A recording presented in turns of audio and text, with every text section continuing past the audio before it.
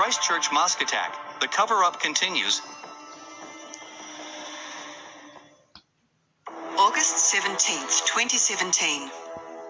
A 26-year-old man, born and raised in Australia, moved to New Zealand. He had no family in New Zealand and only one friend that he'd met online. His name was yet unknown, but today it is known by all. September 19th, 2017.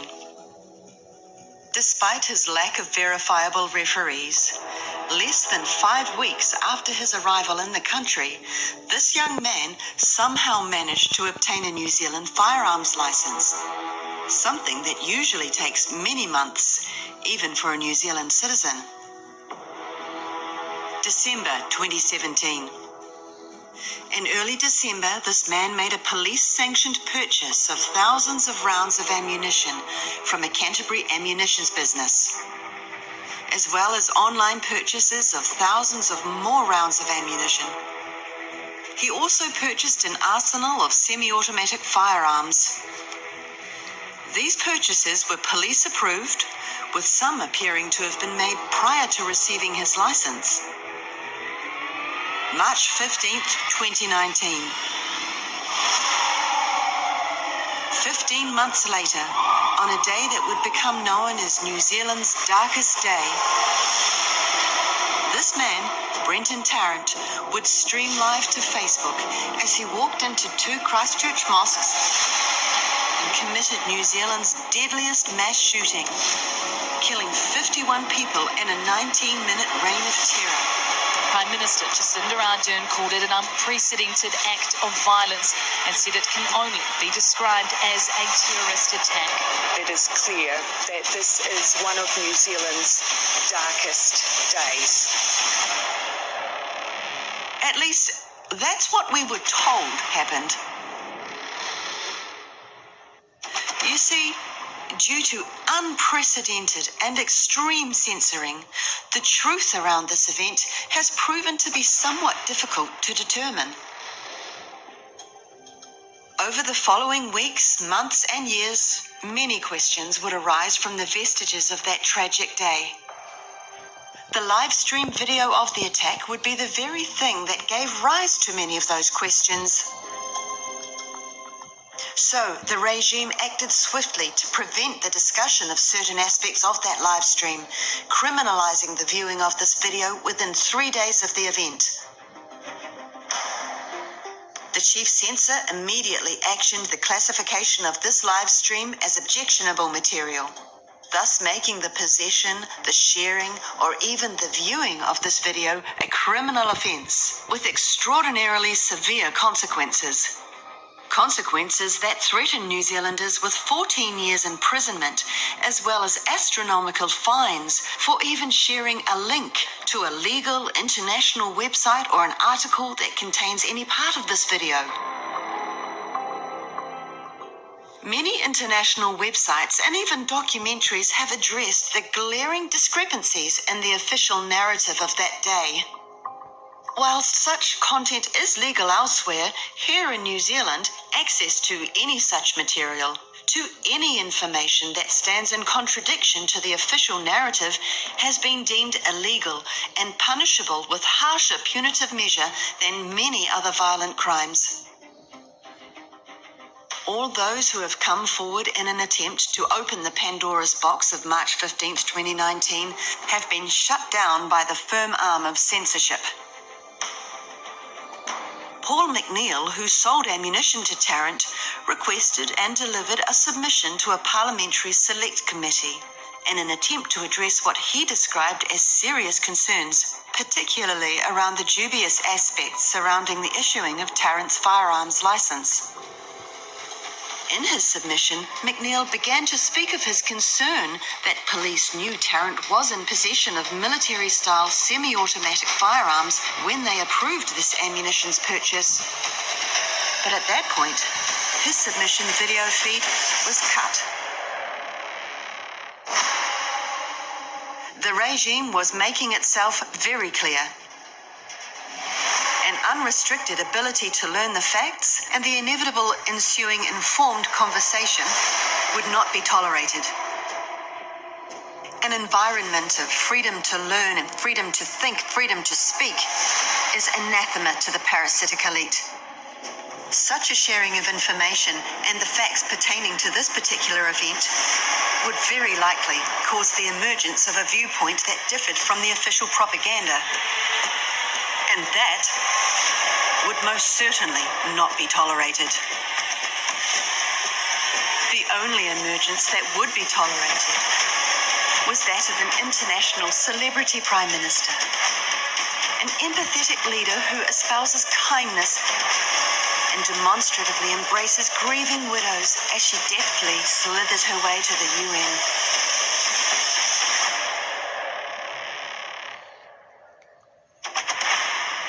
Since then, the truth around the events of March 15th, 2019 has not only continued to be suppressed, it has been absolutely forbidden.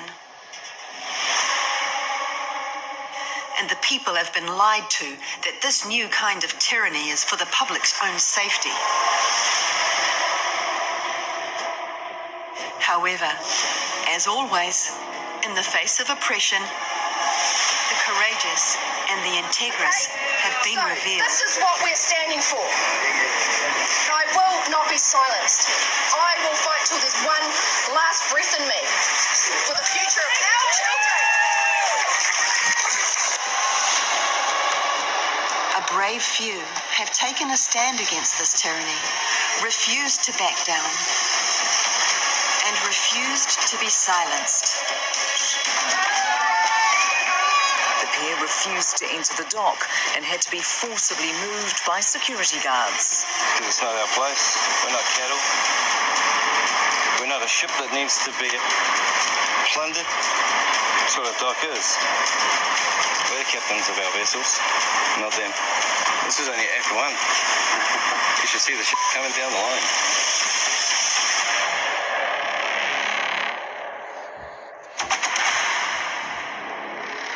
Counterspin media have never shied away from this or any subject that they believe needs to be talked about, and as a result, Calvin and Hannah and another member of their team have experienced the almighty kickback that comes to anyone who dares to shine a light on the fabricated official narrative of that day.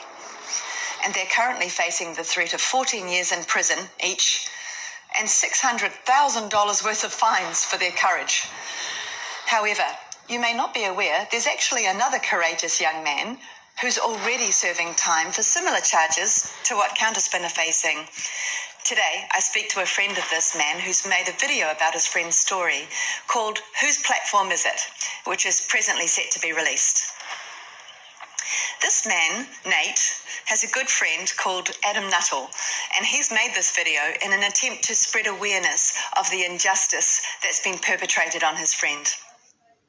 So, welcome, Adam. Thanks so much for joining me today. Yeah, thanks very much for having me, Samantha. It's a real honour to be on the show. Well, it's like I've said to you before, Adam, I really admire what you've done here. I think you're very brave. This is a really important subject, so it's great to have you. But anyway, could you please tell us a little bit about this video? What's it called, if you don't mind?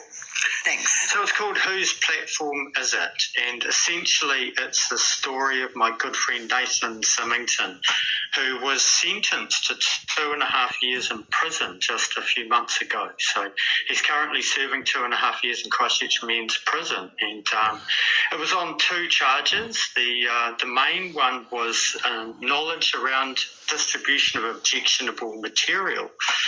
So Nathan basically got charged for sharing 2 links to websites that examined Brendan Tarrant's live stream and also looked at his manifesto. So he didn't actually share the live stream.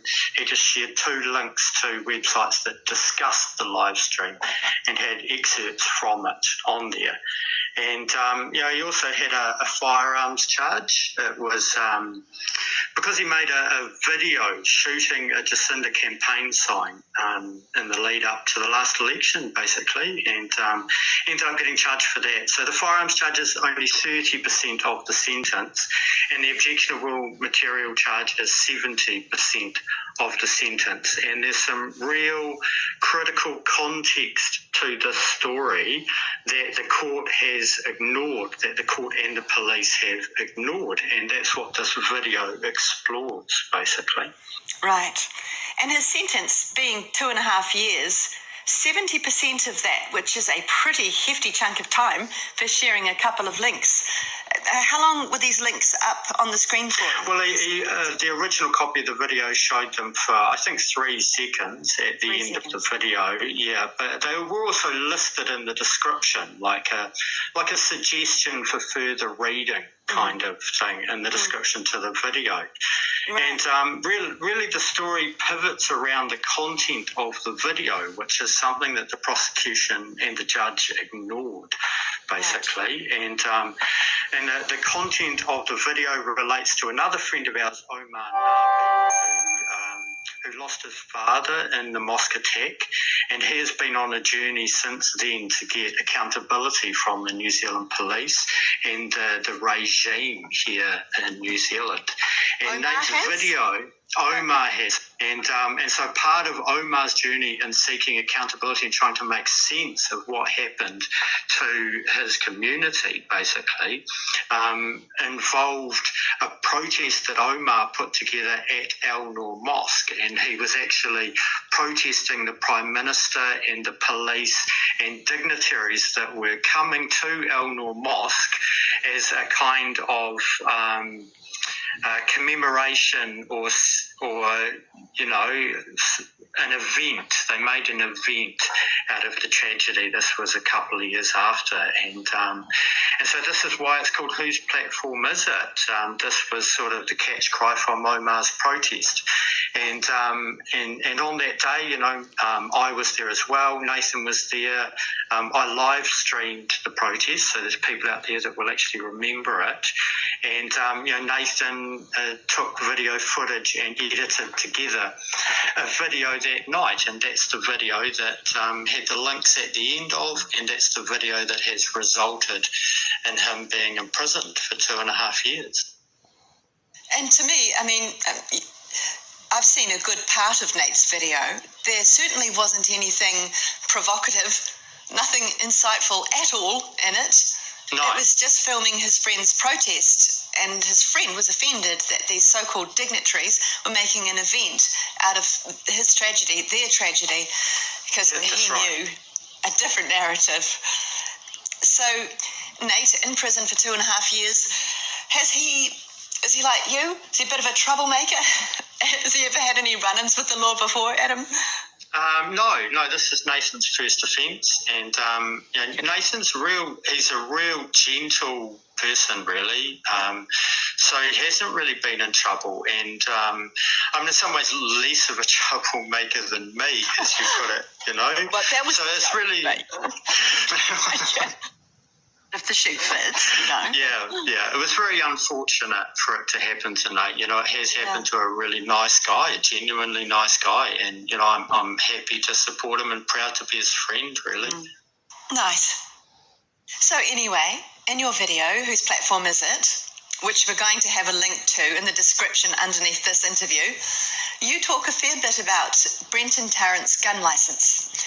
Can you sort of summarise what the concerns are around this gun licence? Sure. Well, this the subject of how Brenton Tarrant got the arms licence has always been a real contentious point in this, and it's something that the affected families and the victims and survivors, this is a major point to them as well as the rest of New Zealand, and it's something that Omar it really resonated with Omar, and especially after the select committee hearings when Paul McNeill, the owner of our Iraqi ammunition, came forward and released the police authorisation form for the sale of 2,300 rounds to Brenton Tarrant. And on that authorisation form, there is the expiry date of Brenton Tarrant's gun licence, and it shows that Brenton Tarrant, his licence was apparently issued on the 19th of September 2017, and this is really just a few days after he applied for it. And this issue's never been properly addressed. At the time, Paul McNeill was in the media. They did report on it at the time, and then the Royal Commission just ignored it. They haven't come back to this, never addressed it. The police never responded to it. Well, they basically just said, we have no comment on that, didn't they? That's right. I mean, how does that work?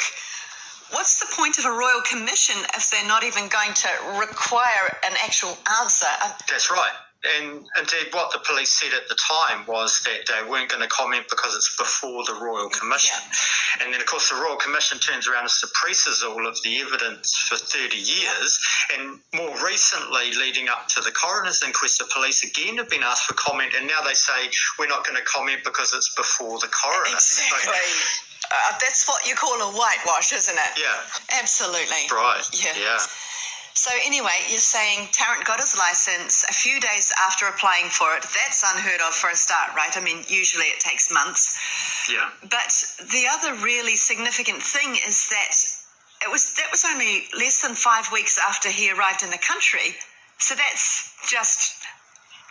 shows elements of being an expedited licence application, doesn't it? Yeah, that's exactly right. And everything else we've learnt about the granting of Tarrant's gun licence also shows that it was an exceptional case, that Brenton Tarrant got special treatment from New Zealand Police to obtain his firearms licence, and he would not have received the firearms licence without the special treatment because he simply didn't actually qualify for it. Nobody else would have got the firearms licence presenting like that, and even if we believe the official timeline, it was still half the time it was taking everybody else, and they acknowledged that they didn't properly vet Tarrant. So he's got special treatment, just barefaced special treatment, and it's never been addressed. And as you said, even the official narrative is like half the length of time that it would normally take. But in your video, you've done some really good investigation there that kind of reveals it may well have been a lot shorter than half the length of the usual time, actually. We're talking days, which is just unheard of. That's right, yeah. We're talking at the most 19 days. It depends how much you believe the Royal Commission. But it is possible that the licence was issued on the 19th but not actually sent to Tarrant. And we don't actually have any evidence that he used his licence before the 4th of December. But that doesn't mean he didn't have it, and we don't have that evidence. But it does show that something has happened here in the granting of the licence, that perhaps there's some kind of tension in the police force where the higher-ups have granted the licence and then subordinate arms officers have held it back to actually try and do their job because they're not in on this evil plot, you know what I mean? Yeah. Something fishy's going on. Like, we don't actually know for sure how this happened. So early December, that's when he bought the 2,300 rounds, was it, from Aoraki? That's right. That was early December, mid-December, I think. The 4th of December was the first time he used the licence, from what we're told. And that was police approved? That's right. Still no questions, Yeah, that's right. And something a lot of people don't realise is there's a lot more ammunition being sold to Brenton Tarrant than the Aoraki ammunition sale. There's actually a whole list of mail order purchases he's made, totaling thousands of rounds, just multiple times buying 1,000 rounds here, 1,000 rounds there, just burning through huge amounts, thousands of dollars worth of ammunition in the months leading up to the attack. And the police never give him a call and say, hey, what's going on here? You know, they just... No, never, that's right. It's Was there a note on his file saying that the vetting hadn't been properly completed? I mean, were there any warning signs on the file? We just don't know. This kind of stuff. And of course, the gun license is only one aspect of the whole fishiness around the mosque event. Actually, if you don't mind, Adam, I might just spend a couple of minutes going through a few of the points that are shady, to say the least. Okay, so we've got the fact, of course, that there was a week-long police training exercise going on at the time in the area, which involved foreign participants, and that's something we've seen with many other false flag mass shootings internationally. It seems as if the purpose there could be to confuse the first responders, so it just causes disarray. They don't know if people calling in are about a real world event or if it's part of the training exercise. And it also allows cover for things to be set in place, without being detected, that might be needed to carry out the attack. And excuses for certain people to be present. Yeah. There's the alleged manifesto by Brenton Tarrant that was clearly not written by a right-wing supremacist at all, but by a left-wing eco-fascist. It talks about wanting the banning of guns, environmental tyranny, basically, based on the climate lie. The live stream itself was just full of holes, which is why we're not allowed to view it or share it. There's the close proximity firing that strangely doesn't cause the right, damage to bodies or clothing, blood coming from the wrong direction, all sorts of strange things that contradict the official narrative. Evidence that Tarrant's being directed at times. We got the fact that Brenton Tarrant was on social media just a few months before this event from Pakistan, talking about beautiful Pakistan and his beautiful Pakistani friends, a strongly Muslim country. And so he clearly didn't seem to hate Muslims then at all, no sign of that. And when he walked up to the mosque door, it's recorded in the live stream that he was greeted with, "Hello, brother." The people then didn't flee for their lives, try to get out the windows. It's all a little strange.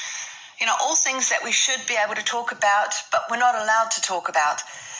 Then, of course, we've got that video, 3 Faces of a Terrorist. Is that what it was called? 3 Faces of a Killer? I'm not sure. We're not allowed to watch it. Yeah. Yeah. Legal elsewhere, legal in other parts of the world, but not here. Talking about the 3 players of the same character, basically.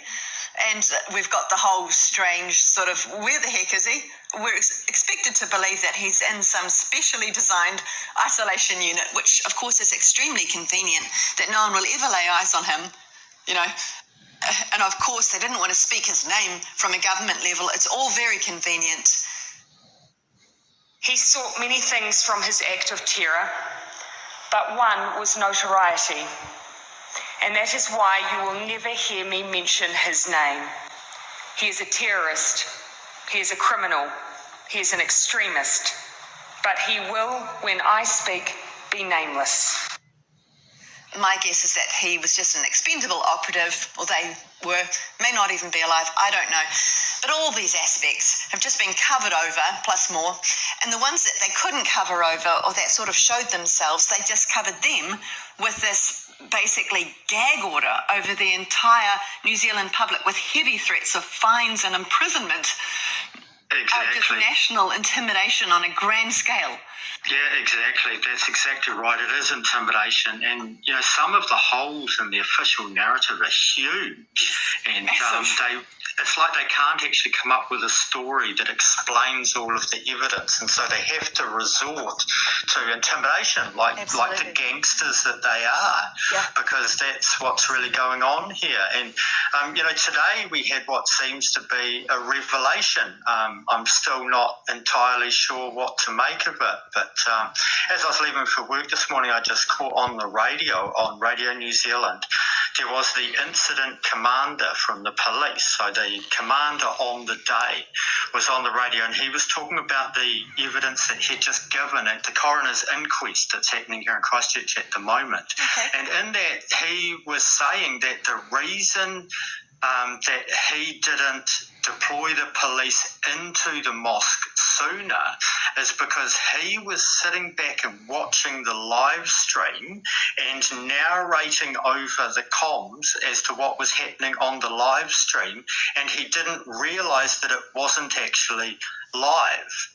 wasn't live? So they seem to be claiming that the live stream wasn't live, and that while they were watching Brenton Tarrant, well, anybody who was watching the live stream was watching him shoot people in the mosque.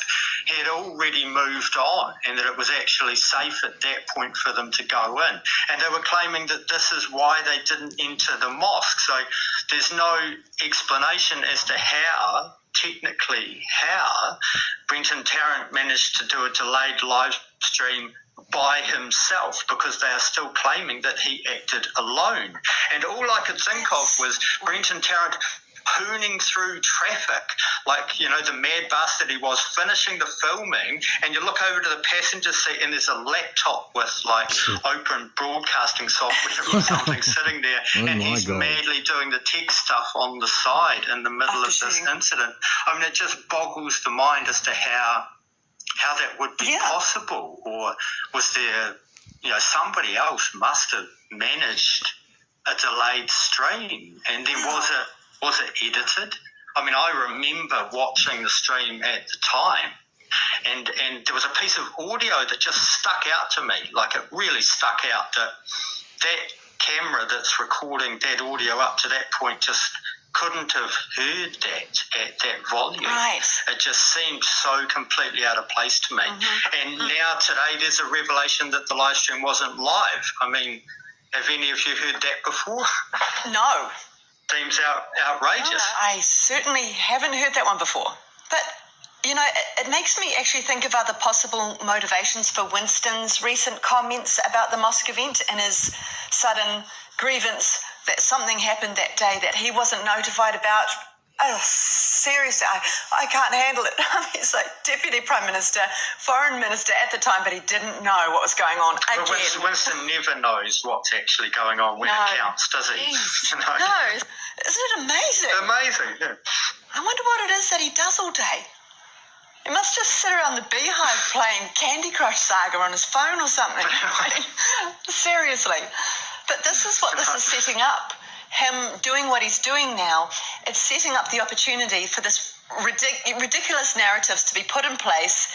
And we do expect that from him because, you know, he's just doing his predictable pin the blame on the departed, this time it's Jacinda, routine that he always does. Yeah, that's right. Keeping his hands clean. Winston's just a tool of the regime. It's just a tool, full stop. Yeah, and you know, we're not meant to talk about it. We're not meant to talk about this tragedy and what happened and the information around it. You know? Yeah. It does frustrate me that it works on a lot of seemingly awake people. They are pacified by this stuff, and they do. That's right. Yeah. Believe that the government's dealing with it, but no, they're definitely not dealing with it. I think there's you know, a bit of a cultural divide going on as well here, because the community that this happened to, you know, they're an immigrant community. There's lots of refugees amongst them. Lots of them have come from war-torn countries and authoritarian regimes, and they speak different languages. They have different religions. They have different customs and you know, social etiquette and stuff, and they're not a particularly well-integrated community. This is just the reality of it, really. It's as if they took advantage of the fact that they were not as enfranchised in our community. That's right, yes. You know? Yes, and so this idea that we're not meant to talk about it because it's somehow offensive to them is a tension that the government is really using. It's a lie. And it's a lie. And I'll just read you something from... so this is a news article. This is from, I believe it was ABC News. I'm not actually sure. This is about the families and the coronial inquest, okay? So I quote, as well as specific information on the cause and circumstances of death, there is a desire among families to understand more about why the shooter was able to obtain a gun license and how the police determined he acted alone. One of the issues tabled in the scope hearing is in regards to, did the terrorist have direct assistance from another person present on that day? You know, these are the questions that the families are asking. They don't believe Brenton Tarrant acted alone. there is so much evidence that he didn't act alone, and so they actually don't believe this lie that he didn't act alone, and they're not satisfied with the police conduct in arming Tarrant. So and they look at all these issues. Yeah, and that's what Omar's protest was about. And I believe that's why they want that video that Nate made extinguished, because Omar's standing there with signs with facts and data written on them, and he's ready to talk about this stuff, you know. So, and there's a real big element of them being embarrassed by Omar as well. You know, they feel that they had this moral superiority to go onto the mosque and make a show of it and you know, take the moral high ground. And then there's Omar outside embarrassing them, which is exactly what he was. Andrew Little did look embarrassed. He didn't want to. They were embarrassed. They were squirming. And so an element of it feels like childish revenge, actually. Actually, while we're playing this little bit here, Adam, I'll just let this run so the viewers can get a little taste of the power of Omar's protesting.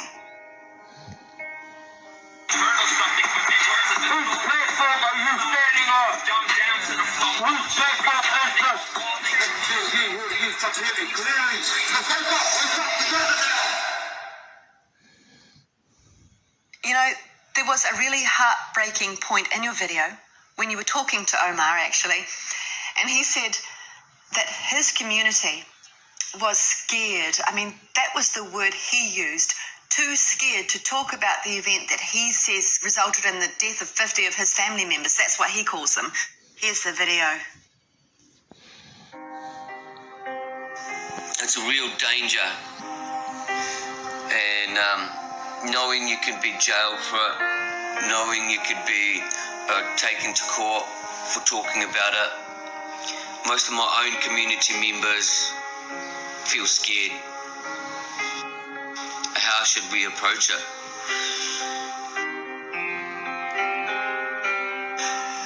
That is just so wrong. All these years later, that they're still too scared to even talk about that day, because they know, like you said, you could go to prison for that. Oh. And you've got to remember, you know, lots of them have come from authoritarian regimes. So they don't have the background of New Zealand that we do, the free country that it once was, that they were sold this lie, essentially. So there is this growing sense of dismay and, you know, a real responsibility for the rest of us to, you know, back them up and keep the subject alive and not shrink away from the discussion. Yes, absolutely. I mean, it seems as if they are in the mindset they better not speak. You know, like Omar said, they're scared, too scared to speak about it. And that's just tragic to see that. We need a public outcry on their behalf. Yeah, what happened that day? That's right. On Nate's behalf for what happened to him, and also if they dare go near Calvin and Hannah, as you know, they're up on similar charges, well, there will be a monumental outcry. I can promise you that if that happens. Yeah, well, this is really a pivotal issue in this country, in our constitutional crisis, as to whether or not the government can conspire to murder 51 of its own citizens and then have evidence of this blatantly publicly available, and then just take this stance of sit down, shut up, peasant. Absolutely. You're not allowed to talk about it. You know, if we let them get away with this, it's kind of game over. Yeah. We're not even allowed to muse upon it, and we're certainly not allowed to learn about it. I mean, so reminiscent of the burning of the books. You know, it is. What a link. People might go and actually start to think for themselves. Yeah. And come up with their own conclusions. Right. Oh, we can't have that. Yeah. There really is a deeper tragedy here with, you know, victims being re-victimised by the system and ongoing trauma with this. Can't imagine. I guess that you know, tension was something I tried to convey in this film, and that reality was something that I really tried to share, and it was quite, you know, it was a difficult journey for me, and this certainly had quite an impact on me, and I mean, you found it quite moving working on this as well. And, I just say to people out there that, if you watch this and you find it's a bit of a powerful watch and it has a bit of an effect on you, and like us, you think it's important, then I just really ask people to, share it and get it out there and do everything you can to get it some traction, because, this isn't, I'm not backed by any kind of organisation. There's no real network to back us up. There's no advertising budget. There's nothing. It will be suppressed by the algorithms as much as they can. They will try and shut it down. So share it. It's not just about Nate. It's about all the others affected that day and in the future if this kind of thing continues. And if they can treat Omar and the other victims with this kind of disrespect, if they can treat Nate with this kind of disrespect, I mean, they really don't have any respect for any of us, and that's where it's at in this country. That's right. And so to tolerate it in any way and not fight against it is to basically allow this to be our children's future. You just don't speak the truth because they'll get you if you do. Exactly. I mean, we have to start dismantling the narrative that they've put out there. I mean, I thought it was a massive red flag right from the start when they said, if you even talk about this stuff, we're going to send you to prison forever and take away your money. Like Calvin and Hannah, $600,000 worth of fines. That kind of heaviness for sharing a link, that's a massive red flag. What are they trying to hide here? It's pretty obvious. But a lot of people bought this lie that it was because of the graphic violence. Well, if anyone still believes that, they need to take a look at what they're happy for you to view in regards to the Israel-Palestine contrived conflict. Children, they're happy for you to see that. That's great. In high definition. Yes, and it's race-related, so it's got nothing to do with protecting people's delicate eyes. It's about protecting their interests. And I have a sneaking suspicion it also has something to do with disarming the nation, considering that it all just happened to take place on the eve of the most severe totalitarian takeover this nation has ever seen. And that it all just happened to result in the disarmament of the nation. They knew that many wouldn't fall for the COVID scam that was about to come into the country and that they might need to disarm those people. So, And when you look at the risks that they're taking to cover this up, which is really what's going on here, there's some quite extraordinary risks. I mean, some of these pieces of evidence that don't add up are just glaringly obvious. And you have to ask yourself what is motivating them to take such big risks to cover this up. There appears to be a very real, very deep vulnerability here for the regime. Like something really dark, really sinister has gone down, and if people actually knew the details, they would never, ever forgive them. Yeah, I actually take that as an encouragement when I see that, because I think, oh, you're worried. So this is a vulnerable spot for you? Okay, thanks for pointing that out. Let's open that up. Exactly. I mean, they are acting like a guilty man. That's the thing. An innocent man protests their innocence, and they say, "But look at this and look at this, but this aspect," and they try and explain because they're innocent, whereas a guilty man just shuts up. It holds his fist up and says, "Don't you dare ask me any more questions." Exactly. Yeah. He gets his lawyer to send you a letter to try and Yes. Anyway, let's just have a little chat about the firearms charge portion of Nate's sentence. Like you said, 30% of his sentence was because of the firearms charge. Now, this was something to do with shooting at a campaign signs, and that's what made the mainstream media, of course. Didn't paint him in a good light. So can you just briefly explain what that was about, Adam? Sure. So this was, in the 2020 sort of days leading up to the election in that year. So there was the whole post-lockdown sort of tension and stuff like that.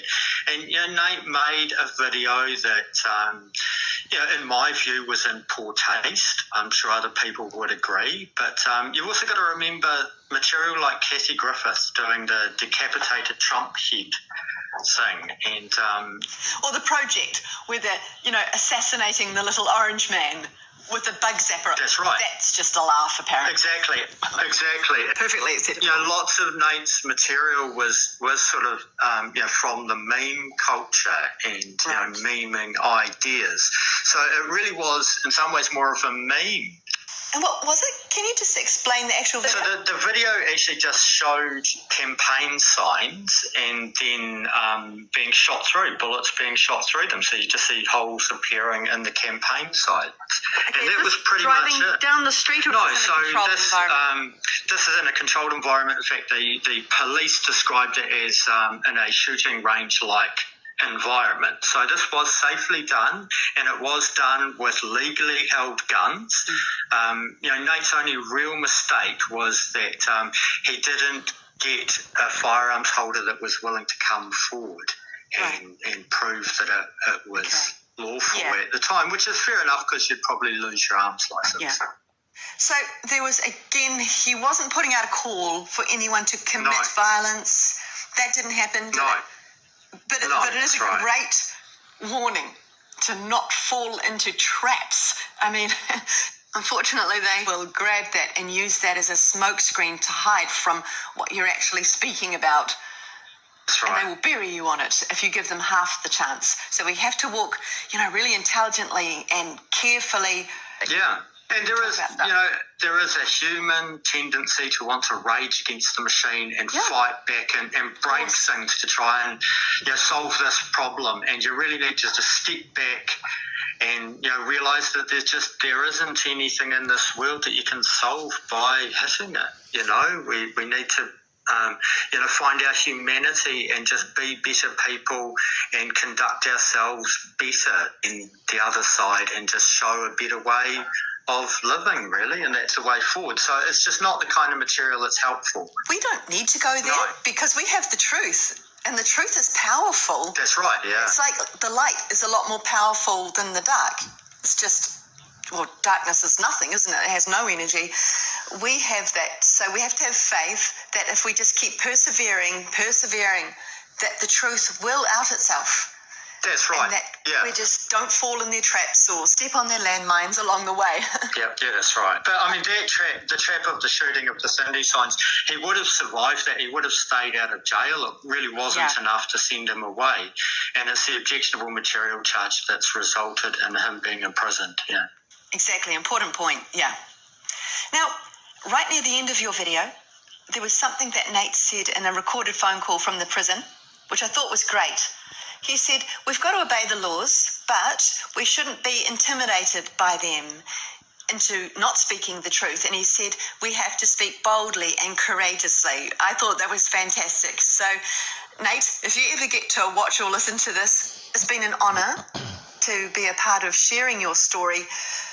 And there is a purpose to what you're going through. This is going to get people talking about something very important. And here's hoping that one day that this will lead to, like Liz Gunn was saying about the COVID scam, she said, we need a criminal investigation, not a royal commission, a full criminal investigation. That's what we need here too for this event. There's more than sufficient evidence to warrant a criminal investigation, and there's more than sufficient concern to warrant such an investigation. So, no, we won't be accepting any whitewashed inquiry, thank you very much. 51 people died that day, and we need a criminal investigation, nothing less.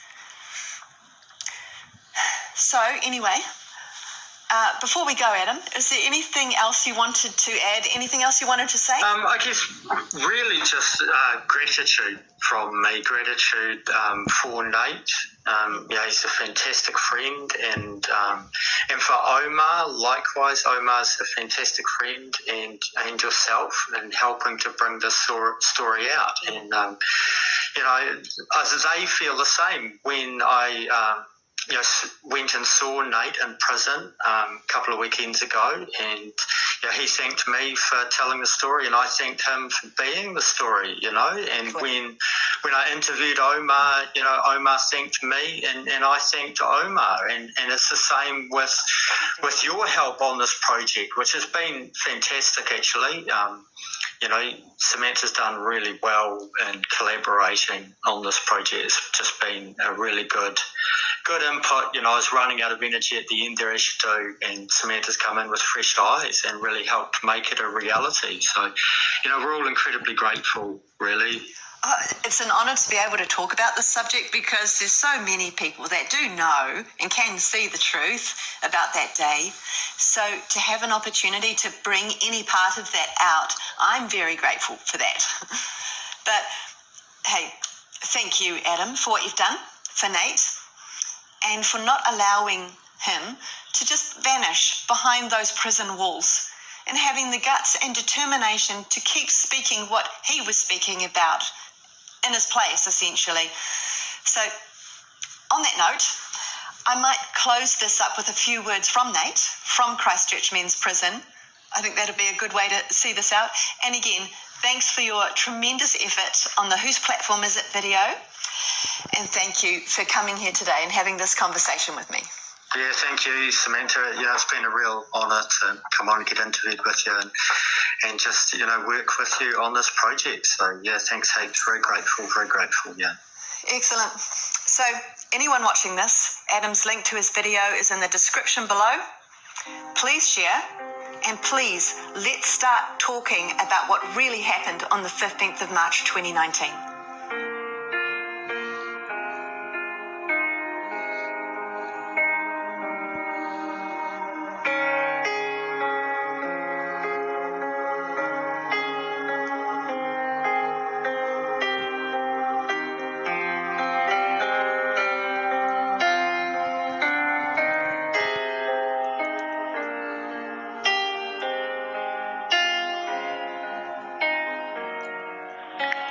Christchurch Mosque attacks are a terrible tragedy, and rather than shunning and turning a blind eye, we must implore, empower and enfranchise those who question the official narrative, especially those within the Muslim community who still question and seek closure.